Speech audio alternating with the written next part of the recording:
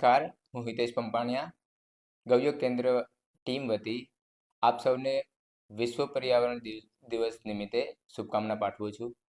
આજે એક વર્ષમાં ગૌયોગ કેન્દ્રએ 35,000 વીઘાથી પણ ઉપર જમીનને રાસાયણિક મુક્ત ખેતી તરફ વાળ્યા છે.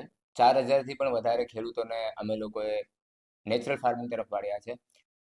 આના ગર્વ સાથે અમે લોકો એવું કહી શકીએ કે આ પર્યાવરણ દિવસ નિમિત્તે ગૌયોગ કેન્દ્ર ટીમ ગર્વથી કહી શકે કે અમે અમારો ભાગ પર્યાવરણ અને એન્વાયરમેન્ટ ક્લિયરન્સમાં ખૂબ સારું એવું અમારું યોગદાન આપ્યું છે.